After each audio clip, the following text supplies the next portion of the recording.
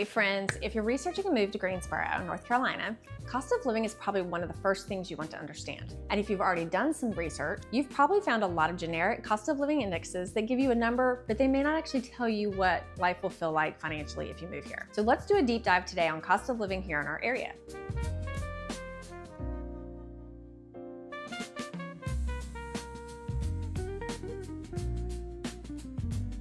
Hey, my name's Melody Davis. I'm a real estate agent serving Greensboro and surrounding areas, and I work regularly with people who are relocating here from other parts of the country. Been here for 30 years and I know our area quite well. One of the most consistent conversations I have with clients who are relocating is about money, what things cost here, how it compares to where they're coming from, what their financial life will actually look like once they've been here for a while.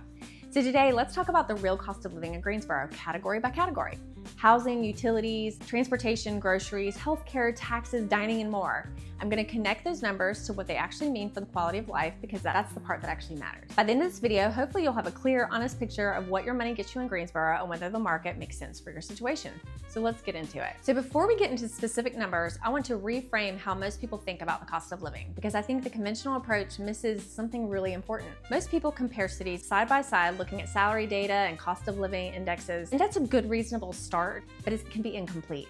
The more useful question isn't just, is it cheaper to live here? It's, what does my financial life look like now that I'm here? Or what would it be like if I lived here, right? That's what we want to know.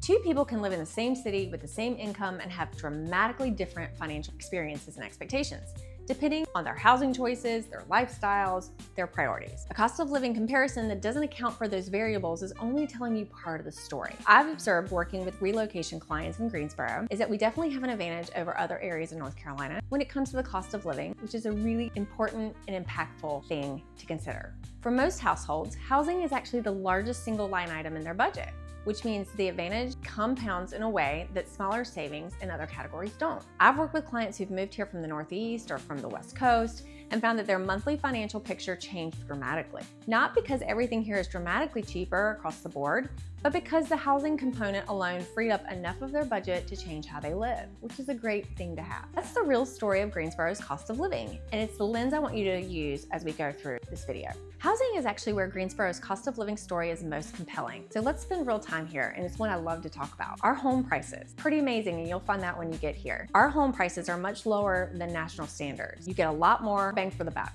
We actually are a lot less expensive than places like Charlotte and Raleigh, but we have a ton of amenities, and you're still within driving distance of those cities. They have experienced significant appreciation in recent years, so our homes are actually more affordable. The ranges of homes in Greensboro at various price points is actually quite broad, and what your budget buys here will likely exceed what you get in most of any market, according to what most of my clients tell me. At the most accessible end of the market, you can find solid, well-maintained homes in established neighborhoods. As you move up in price, the quality, size, and location improve quite a bit. At the higher end of the market, Greensboro offers genuinely impressive custom-built luxury homes at amazing price points. What's interesting is our luxury home price points are often what people would pay for modest homes in other states. So people love that when they come here. They get more for their money. And what does that mean for you? Your dollar does go further here in Greensboro, Summerfield, Oak Ridge, High Point, Winston-Salem, any of our surrounding areas. Cost of living for housing is actually really affordable. I'd encourage any of you watching this who wants current specific price range information to reach out to me directly. You can text or call or email. I can give you a real-time picture of what your specific budget gets you in this market right now, which is more useful than any generic figure I could put into a video. Let's talk about renting versus buying. If you're ready to buy immediately, or if you want to rent first to get to know the area before committing, Greensboro's rental market is generally more manageable than most major metros. Rental prices vary significantly by location, property type, and amenity level, but the overall picture is favorable compared to markets where renters are spending an oversized portion of their income just to have a roof over their head, and we don't want that. For buyers who are on the fence about whether to rent first or buy when they relocate, there are legitimate arguments to both sides. Renting first gives you the time to learn the city and choose your permanent location thoroughly and thoughtfully. Buying sooner, assuming you've done your research, gets you into the market that has shown steady appreciation. That's a conversation worth having based on your specific situation. If you can buy, it's a good thing to buy. But if you have to rent, that's okay too. What does the housing advantage mean to you? Let me make this more concrete. If you're moving from a market where a comparable home to what you buy in Greensboro costs significantly more, the monthly difference in your mortgage payment is money that stays in your pocket. That's money you can spend on other things. So depending on that gap, that could represent thousands of dollars per month that you're no longer spending on housing but can use towards other things like groceries, gas, fun things, trips, whatever you want. because that money doesn't disappear the same way. It funds your retirement accounts, college savings, travel, home improvements. Again, the list is endless because you're saving on that monthly mortgage, which is really great to have. For most of my relocation clients, that shift is one of the most tangible and immediate benefits in moving here, and they're really happy about it. Property taxes are a big deal and something that we all deal with when we own homes. The property tax burden here is generally more manageable than in states like New York, New Jersey, Connecticut, Illinois, California.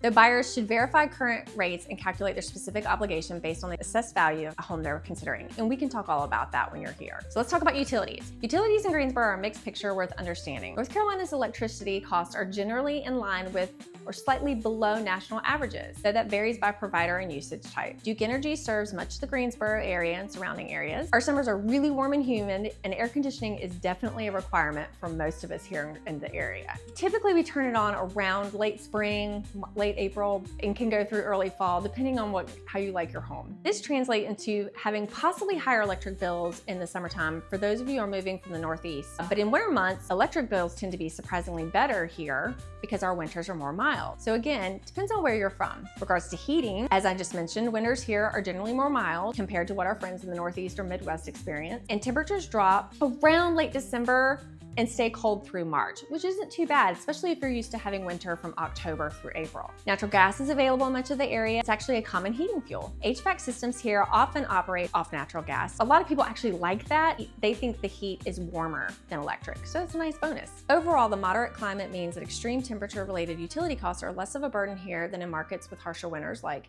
New York, or areas that have more intensive heat, like Florida. So now we're going to talk about water and sewer. Water and sewer costs are set by local utilities and vary by usage and location. They're generally not a significant budget item for most households, but should be factored into the overall utility calculations for your monthly budget. If you're in the city limits, you'll pay the city for water and sewer. If you buy a home in the county, you'll actually have a well and septic system. Having your own well and septic system means you don't actually pay anyone for your well and septic waste disposal, which is great, but you have to have those systems maintained every few years. So there's a little bit of a budget line item there. Now, here's one I get asked a lot. Let's talk about internet. High-speed internet availability has improved in the Greensboro area in the past couple years with multiple service providers serving most of the market. We have companies like Spectrum, AT&T, T-Mobile, and we have everything from regular Wi-Fi to fiber optic. So you have endless choices. And for remote workers, verifying specific availability and speeds at any property you're considering is important before you commit.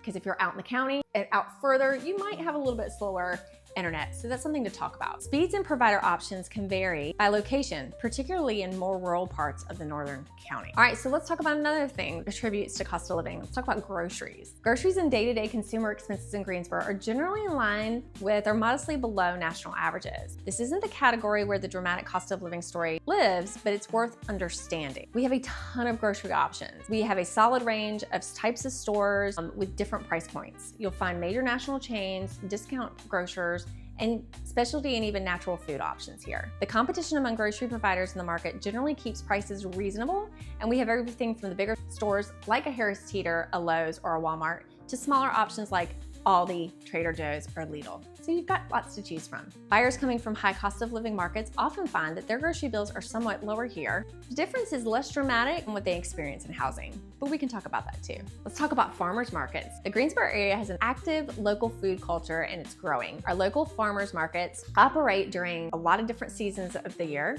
and across the area. We have a large outdoor farmers market that offers everything from fresh veggies to plants and flowers from local growers at fantastic pricing. Highly recommend it. For buyers who prioritize fresh local produce and products, those options exist and are well guarded by our community. We can talk about where they are and if they make sense for you when you come. For everyday consumer goods, Greensboro is broadly in line with national pricing. Major retail chains price similarly across markets, so the savings here relatively to high-cost market are more about housing and taxes than about the price of a gallon of milk or a household appliance. But we all want those to stay low too, right? I'll cover dining more thoroughly in the lifestyle section, but from a pure cost perspective, dining out in Greensboro is generally less expensive than in major metro markets. A family of four can expect to spend around $50 to $75 to eat out at a casual dining spot. We also have fantastic fine dining options as well, which are still less expensive when compared to our sister towns of Raleigh and Charlotte, so you still save money. It is estimated that we have anywhere from 400 to 700 restaurants here in Greensboro and our surrounding areas, so you will never run out of options.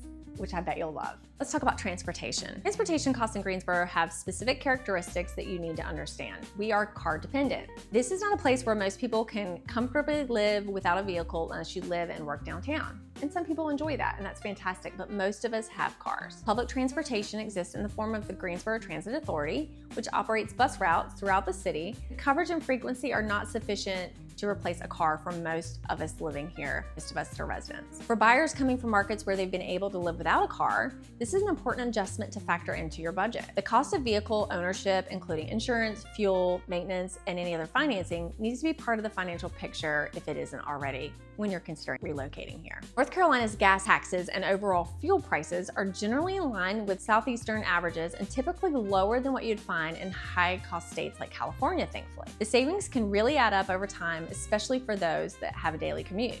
Now, we still think they're too high, but compared to the rest of the nation, they're still pretty affordable. Some counties even charge less taxes on gas, so believe it or not, you may save 15 to even 30 cents per gallon when traveling from county to county when you fill up. So be sure when you're here to keep an eye out for gas prices during those commutes to check out the best deals. Next, we're going to talk about how people commute for work and how long it takes. One of the less obvious transportation cost factors in Greensboro is that commute distances within the metro area are generally manageable, which is a good thing. You're not dealing with the sprawl of a major metro where a 40-mile commute is routine. Most residents are within a reasonable distance of their primary destination, which limits fuel consumption and vehicle wear and tear in larger markets. And it also saves you a ton of time and headaches. Another great thing about living in Greensboro is our airport. We have Piedmont Triad Airport, which is known as PTI. It serves the region with direct flights to a range of destinations like New York, and all major airlines fly in and out of it, which is great. For frequent business travelers, the airport is a meaningful quality for your life consideration. What does it mean for you? Typically, you do not have to arrive several hours before your flight due to check-in lines and security like you do in other places.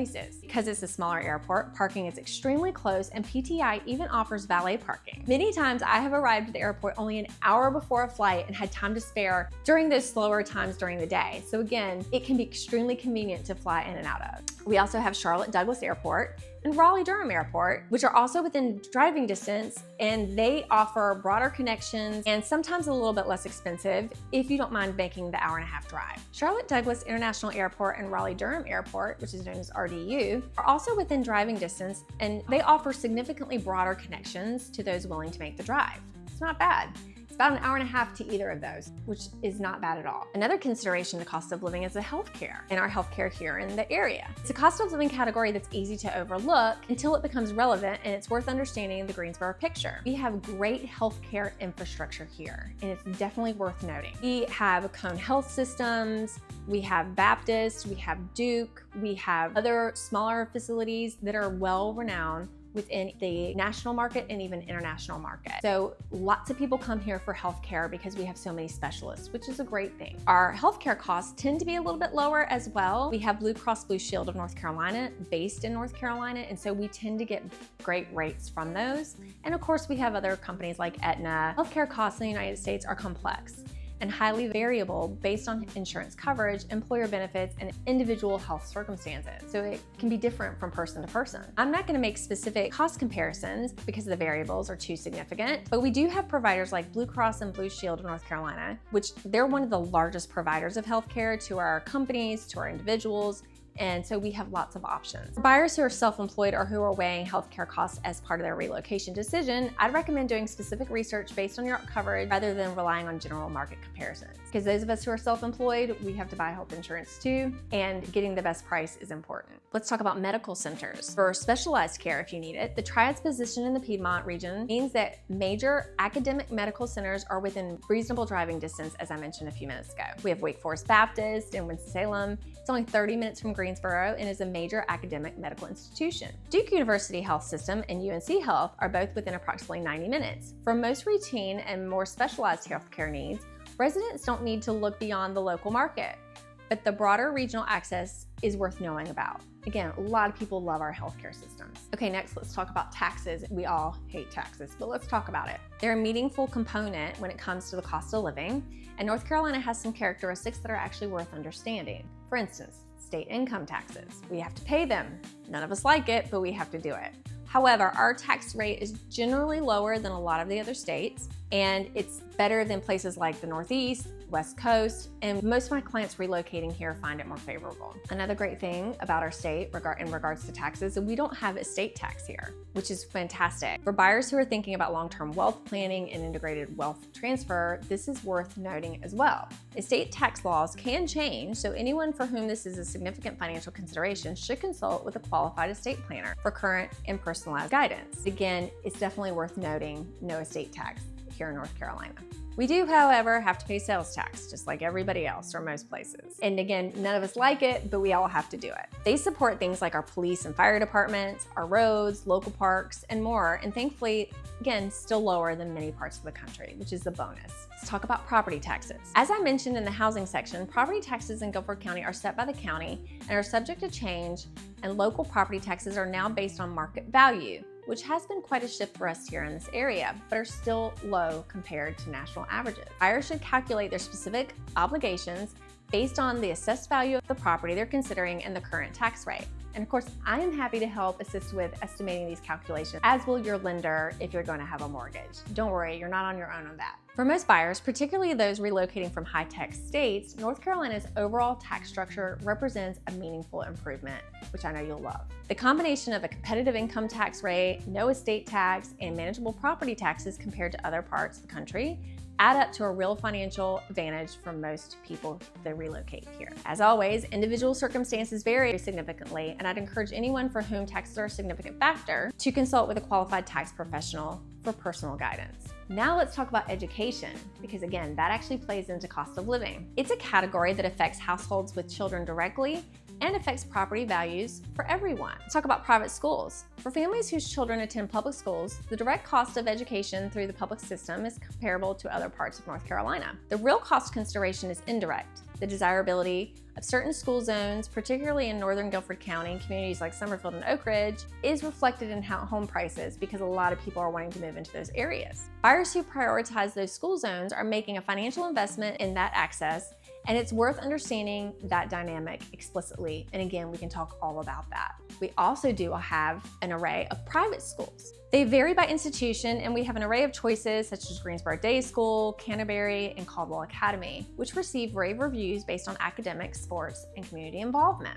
Another school to note is Noble Academy, which is interestingly, we have people from all over the country move here so that their children who are neurodivergent can learn in an environment that is specific to them.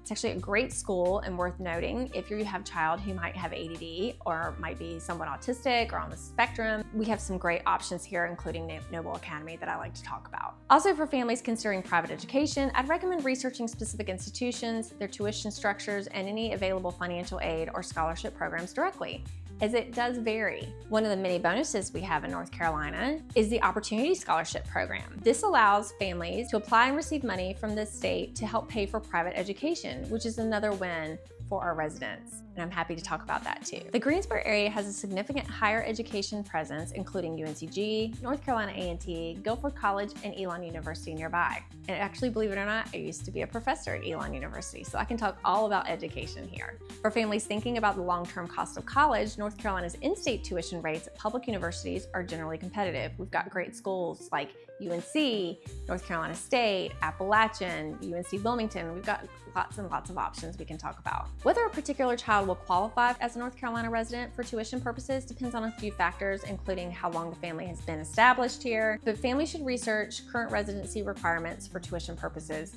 for higher education places here in our state. All right, so we're nearing the end. Let's talk about the quality of life and how it returns more dollars in your pocket. I want to spend some time on this because I think it's very important and it's an underappreciated dimension of Greensboro's cost of living story. Cost of living comparisons tend to present everything in abstract terms, percentages, indexes, and median figures. What they don't capture is the lived experience of what it feels like to have financial breathing room versus financial pressure. The clients I've worked with who have been relocated to Greensboro from high cost areas consistently describe a similar experience. First 3 months, they're almost waiting for the financial pressure they were used to. And then they realize it's not coming, at least not in the same form. Their mortgage is more manageable, the bills aren't consuming every dollar, there's room in the budget for things that matter to them, whether it's retirement, travel, home improvements, kids' activities, or simply the ability to make choices without every decision being driven by cost. That's not abstract. That's a quality of life shift that affects how people feel on a daily basis. Financial stress is one of the most significant drivers of overall life dissatisfaction,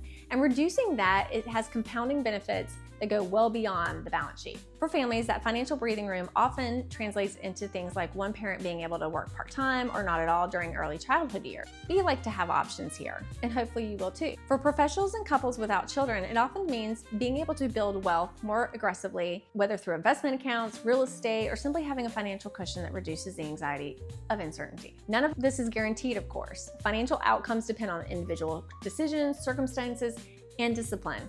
But the structural advantage that Greensboro's cost of living creates is real, and the right person in the right situation is one of the most compelling arguments for making this move. Okay, friends, so let me be direct about who benefits most from Greensboro's cost of living picture. Because we all benefit, however, remote workers bringing income from higher paying markets are perhaps the clearest beneficiary. You're earning at a rate calibrated to a more expensive market, but not spending like you're in an expensive market. That gap is real money, and it accumulates over time into meaningful wealth building advantages. Families who are managing a single income or a reduced second income benefit significantly from a housing market that doesn't require two full incomes just to afford a reasonable home. That space and affordability here create options that simply don't exist in major metro markets. Retirees and pre-retirees on fixed and semi-fixed incomes benefit from a cost structure that makes retirement assets last longer and creates more financial flexibility in those years. Buyers relocating from high-tax states benefit from the combination of lower housing costs and a more favorable tax environment, which together represent a meaningful improvement in their overall financial picture. And we like that. So in wrapping this video up, Greensboro's cost of living story isn't complicated once you understand all the components. It's not about everything being dramatically cheaper across the board. It's about a housing market that creates genuine financial breathing room, a tax environment that's favorable for most households, and an overall cost structure that lets your income do more work than it would in most markets. For the right person, this translates into a fundamentally different and better financial life. And in my experience working with people who've made this move, that financial shift almost always turns out to be one of the things that they appreciate about being here. If you want to understand specifically what your budget gets you in the current Greensboro market, I'd love to chat with you anytime and we can talk through all the options. If you found this video to be useful, please subscribe. I cover the local market, home preparation strategies, and everything that goes into making a smart real estate decision in this area on a regular basis. I'll see you on the next one.